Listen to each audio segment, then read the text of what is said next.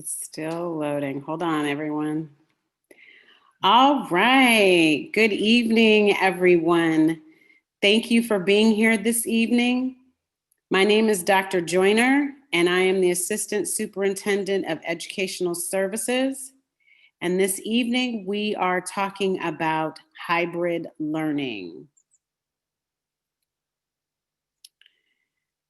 So just to give a little background about what's going on with education and this pandemic, Governor Newsom stated that learning is non-negotiable, the virus will be with us for a year or more, and school districts must provide meaningful instruction in the midst of this pandemic.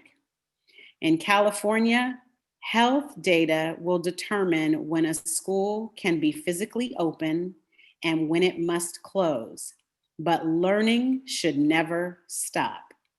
Students, staff, and parents all prefer in-classroom instruction, but only if it can be done safely.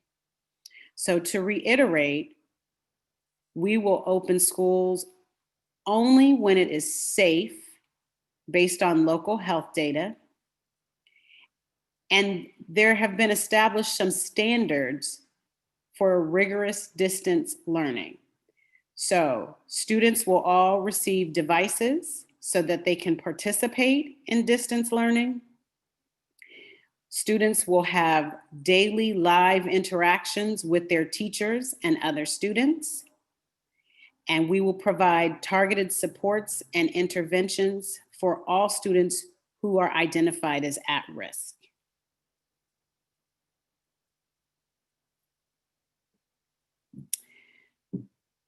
So the San Mateo County Coalition for Safe Schools and Communities put together the Pandemic Recovery Framework. And this framework helps all schools in San Mateo County by providing them the how on how to return to school. So there are 4 pillars that we must focus on before we can bring students back face to face. Those 4 pillars are health and hygiene, face coverings, physical distancing, and limiting gatherings. And Jefferson Elementary School District is focused on all 4 of these pillars.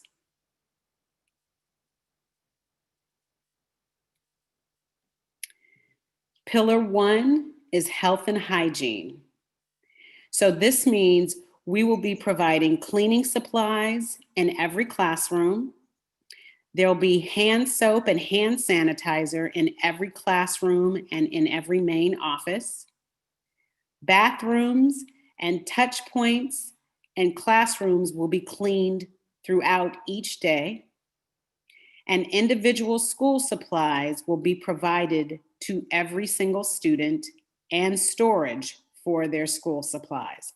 So there will be no sharing of school supplies. Pillar 2 is face coverings. We will make available face coverings at each site when needed. We ask all students to bring face coverings and all staff to bring face coverings. However, if you have forgotten, the site will provide every student and every staff with a face covering each day. And we will reinforce the wearing of face coverings each day by all students and staff. Pillar 3 is physical distancing. In each classroom, desks and workspaces have been set 6 feet apart. So because of this, only 10 to 16 students per class will be allowed in the classroom, and that's based on the size of the classroom. So no more than 16 students can be in any one class at any time. And at each site, there will be signs on the ground to identify 6 feet apart to ensure physical distancing. Pillar 4 is limiting gatherings. All school gatherings will be canceled, but some schools will provide their gatherings virtually, but all face-to-face gatherings will be canceled. And congregation spaces will be limited, such as teachers' mailboxes may need to be relocated so that they can do physical distancing and not gather in that space.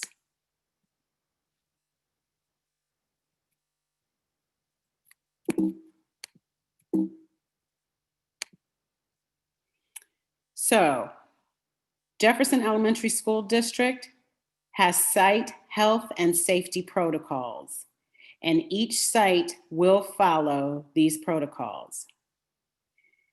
Temperature checks will be taken on every student and staff member before coming into classroom. The cleaning of desks will happen in between classrooms in the middle school. And that's because students will move from class to class. In the elementary, students remain in their same classroom at their desk. There will be cleaning of high touch point areas throughout the day. So that would be doorknobs, door hinges, counters, places that staff and students touch a lot. Restrooms will be cleaned thoroughly throughout the day. And all schools will receive a thorough cleaning and disinfecting every night. And we will improve ventilation as possible. Every classroom without automatic HVAC will have at least 2 windows that can open to provide airflow. So what happens with all of these measures and a student or staff member tests positive for COVID-19? Based on the pandemic recovery framework, we will do the following. We will notify the local public health department. We will isolate the case, and the case means the student or the staff member, and exclude them from school for 10 days from the onset of the symptom or from the day that they test positive. We will identify the contacts of that student or staff member, quarantine, and exclude exposed contacts for 14 days after the last date the case was present or the student or staff was present at school while infectious. So if you were near the student or staff for a certain amount of time, that means that person could be exposed, and we would find out who those people are and ask them to quarantine. We recommend testing of the contacts, so those people who have been in contact, and prioritize symptomatic contacts. And those are people who are showing symptoms based on they've been close to that person who's been infected. We will disinfect and clean the classroom and the primary space where this student or staff member spent significant amount of time. School will remain open, and a message will be sent to the school community. And again, we are following the San Mateo County Pandemic Recovery Framework, and this is what they have outlined for all schools in San Mateo County to do should a student or staff test positive for COVID-19.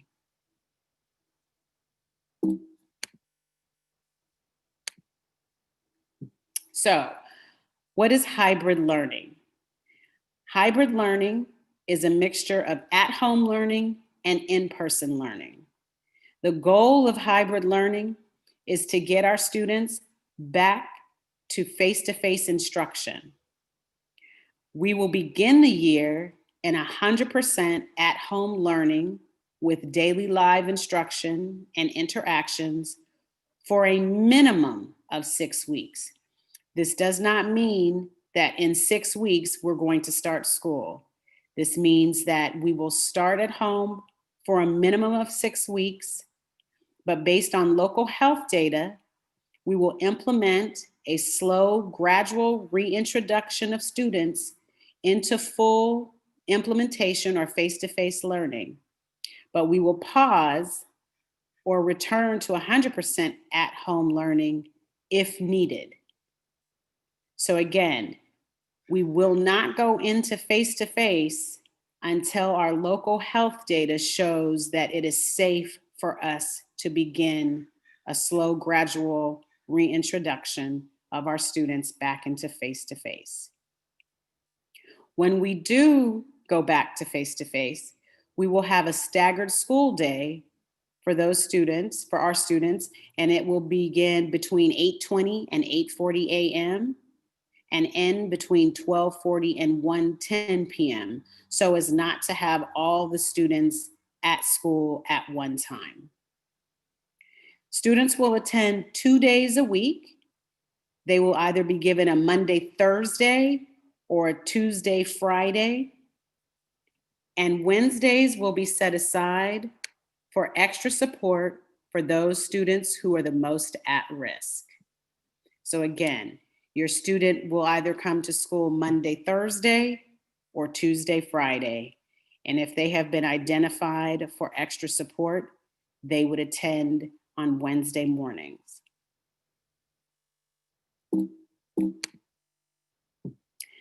So again, the goal is full implementation, which means back face-to-face, but again, only after weeks of slow, gradual introduction of students to in-person instruction. So when our health data shows that we are able to go back to school, we will gradually bring our students back, and all parents will receive a minimum of 2 weeks notice to prepare. When students are not at school, they will work independently from home on assignments. So if a student is on a Monday, Thursday, on Tuesday and Friday, they would be at home working independently on assignments that their teacher has assigned. All students will have a grab and go lunch service for multiple meals. And each day is expected to meet the minimum instructional minutes and include live instruction. And we only will do all of this. We will only open schools when it is safe to do so. So on the screen is a sample of an elementary school schedule. And this is what it would look like during the hybrid face-to-face when students are back in school. So I'm not going to go over each box, but essentially between 8:10 and 8:30, teachers will be planning. Students will then arrive and instruction will happen from 8:30 to 10. There'll be a break from 10 to 10:15. Again, instruction will happen from 10:15 to 11:45, and lunch and dismissal will happen between 11:45 and 12 o'clock. And students will receive electives, PE, remotely. So after the students have left, the teachers will have lunch, and then they will have their time to prep. And then at the end of the day, they will check in with their at-risk students, and they will probably check in with the students who they did not see face-to-face on that day. On Wednesdays, again, in the morning is teacher planning, and then small group instruction for those students who have been invited, who are those most at risk, then a snack break, and then more small group instruction, and then dismissal. So that is just a sample of an elementary schedule. Your site will send you the schedule once they get in touch with you about the start of school, if they haven't already. This is a sample schedule of a middle school schedule. Again, so teacher preparation from 8:05 to 8:20. They'll have a homeroom or advisory. They then will have a 10-minute passing period. And then each period will be an hour. So in between those periods, they will have a 5 to 10-minute passing break. They will dismiss at 1:05 and take their lunch and go eat lunch at home. And then teachers have time to prep and have lunch and then check in with their students. And again, on Wednesdays, small group instruction for those students who are most at risk and have been invited to the small group instruction. And again, this is a sample schedule. Your school site will provide you with the schedule. So, students with IEPs will continue to work towards their IEP goals. They will be provided teletherapy through Zoom or Google Hangout. If you have any questions, please contact Dr. James Adams or the Special Education Department with questions.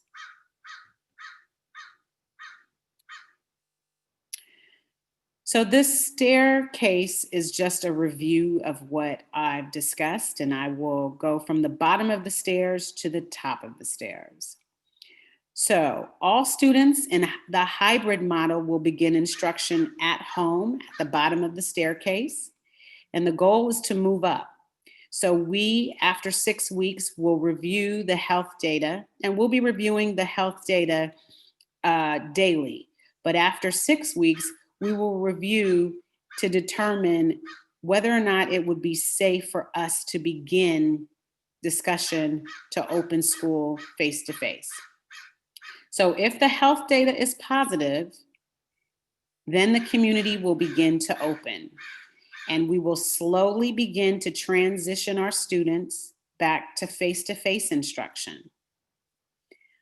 And then once we're all transitioned, again, students will come to school 2 days a week, possibly 3 if they are at risk. Now, if the health data at any time begins to regress or go into the negative, we will pause our movement up and step back or return to at-home instruction, which will put us at the bottom of the staircase, and we will start again, trying to move back into face-to-face, but again, only when it's deemed safe to do so.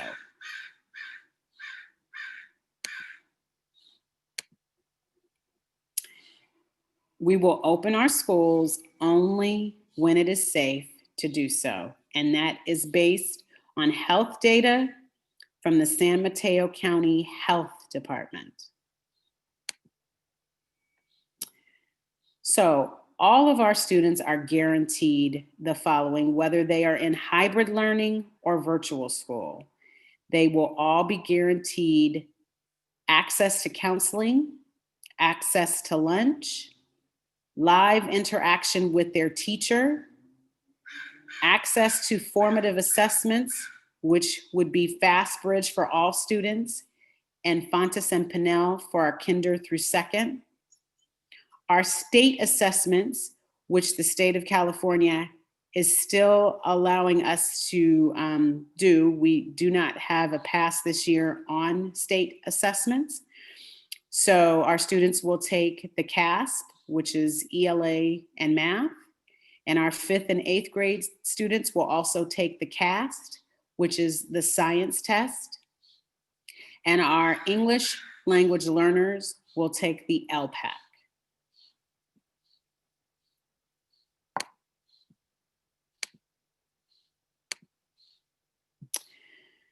So while we are learning from home, we do recognize that in-person education is extremely important. And some of the reasons are because teachers have the most impact on a student. They provide strategies that support student learning, and those strategies are typically provided in a face-to-face environment. We recognize that online learning, is not the best way to educate all students because all students learn in different ways. And learning is social and collaborative. So face-to-face education provides students with those opportunities to build relationships.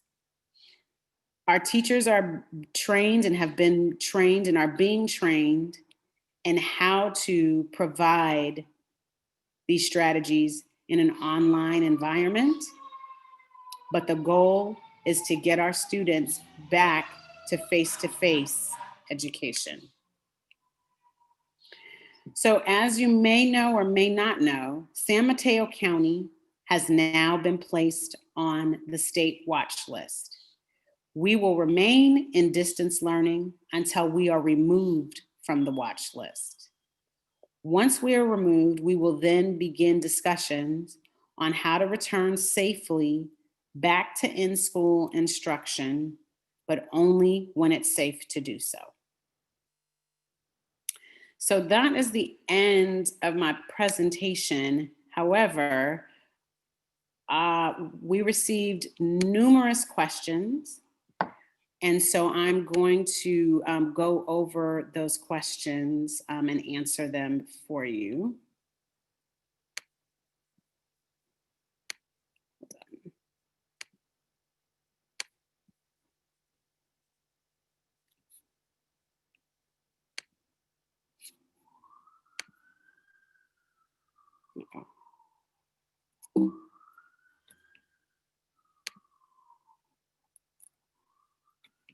Okay, so there are about 20 to 30 questions. So I will go down this list. So when will hybrid school start? The first day of school in Jefferson Elementary School District is Wednesday, August 19th. Will laptops be available for students to rent? And if so, how can we pick them up? We will provide a device to every student for free. Schools are arranging for distribution, and you should be hearing from your school site about the need for a device and the distribution. You should be hearing from them now if you have not already heard from them.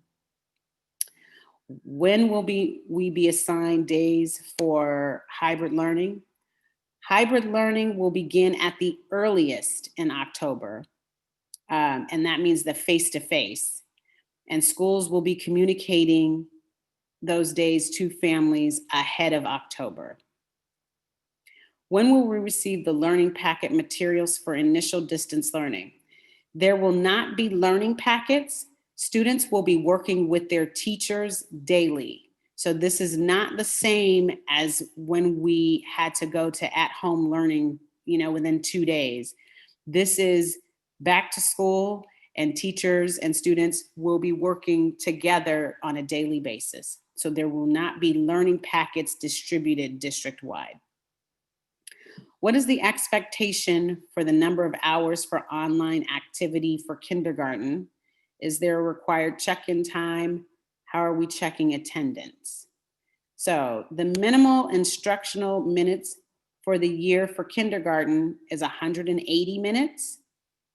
And these are daily minutes, 230 for first through third, and 240 for fourth through eight.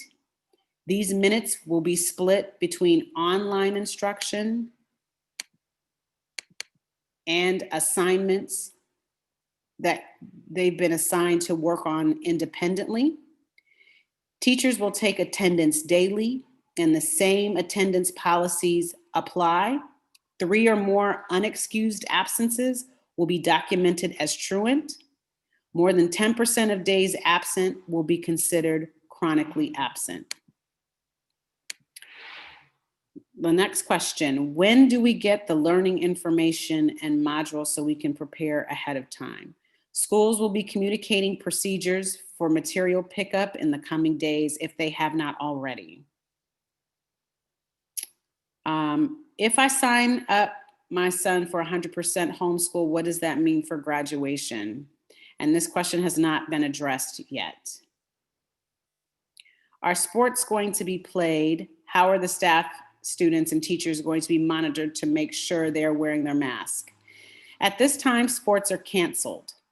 Masks will be required for students, older students, and for staff. Younger students will be recommended to wear their masks more and more of the day. What exactly are the numbers we should be looking at to determine the safety of returning to class? Overall cases, 2-week running average in the US. We are learning more each day about the measures that will be needed to consider moving into in-person instruction.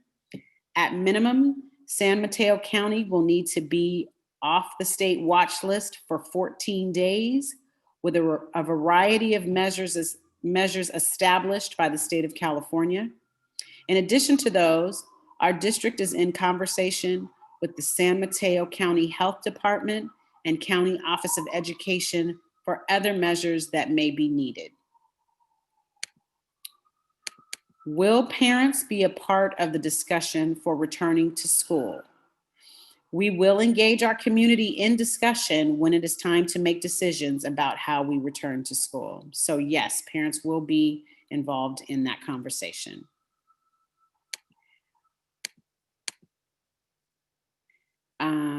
If in elementary school, are the desks going to be spread apart and not facing each other to ensure proper spacing? Desks will be spread 6 feet apart and they will not face each other. And that's in elementary and in middle school. In middle school, are teachers expected to clean all 15 desks during passing period of 5 minutes? So if students move between classes, staff will use disinfectants to wipe desktops between groups of students. Some schools may consider having staff move between classes. Jefferson Elementary School District advised each student would have his or her own supplies. Does that mean they would take their supplies home each day? So elementary students will be provided with supplies for home and at school. Middle school students will be supplied with their own supplies that they will bring back and forth to school. Next question, middle school students would have 4 classrooms on 2 days, a total of 6 to 8 different seating assignments or sharing desks with 6 to 8 other students. How will that work and stay safe? Classrooms will be cleaned nightly and desktops in between students if students move. If when school begins the hybrid model, we are not comfortable sending our children into school, would we be able to maintain at-home learning for them? Or is there a mandate for them to be present in person on each day they are assigned to attend in person? So we are in discussion about this. At this time, we would work with each family on a case-by-case basis. The next question, will the hybrid learning happen even after San Mateo County is on the governor's watch list? Instruction will take place through distance learning while the county is on the watch list, or at least for the first 6 weeks. After that, the district will consider how to begin inviting students back on a gradual and slow basis to eventually get to the implementation of the hybrid model. And again, once we're off the watch list, we will still remain in distance learning for a minimum of 14 days. Will school attendance be online? Students will be expected to attend class each day at the start time of school. Attendance will be taken daily. If students do not attend, they will be truant and families will receive letters and phone calls. Okay. will distance learning adapt to IEPs? How will the services be affected, and will the terms set in IEPs be honored? All IEP goals and supports will be honored. The Director of Special Education, Dr. James Adams, and his team will reach out to each family with IEPs to discuss.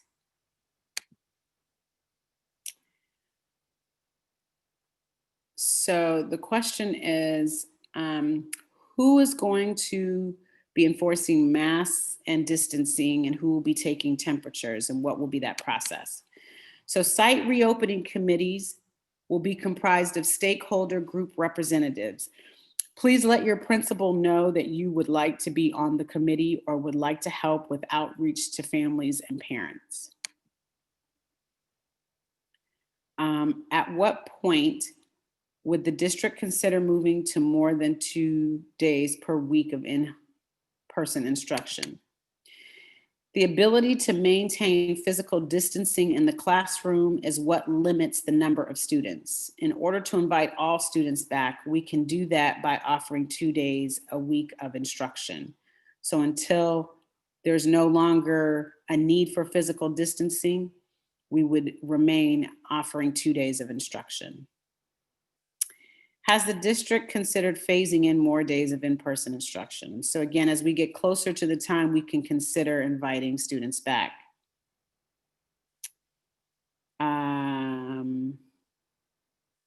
Again, the question is, what is the schedule for kindergarten? And again, kindergarten through 8th grade would be Monday, Thursday, and Tuesday, Friday.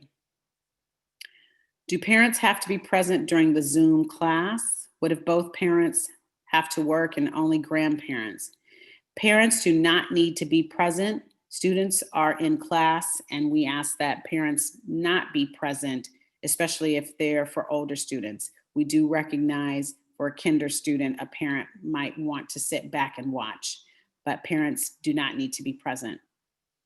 When will my child be able to return to school for the hybrid program? And again, when the health data allows us to return to school.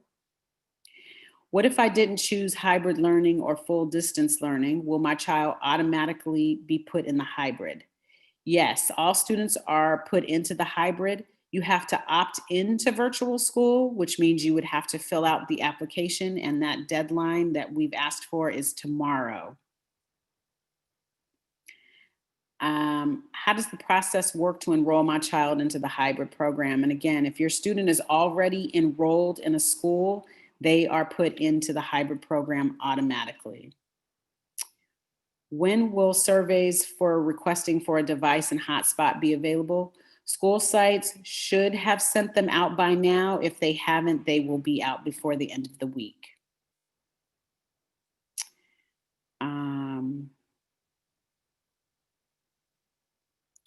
And I think the rest of the questions are repeats.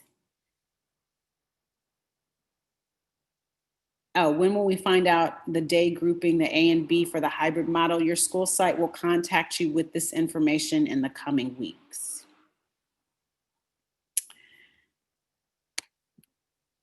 So that actually ends the presentation.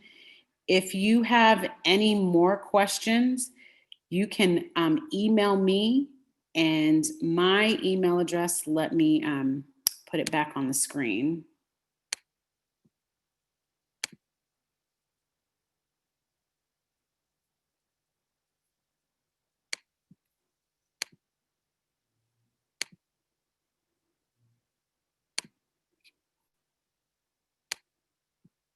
My email address is, hjoyner@jeffersonesd.org. If you have a question regarding special ed or IEPs, please contact Dr. James Adams at jadams@jefferson.org.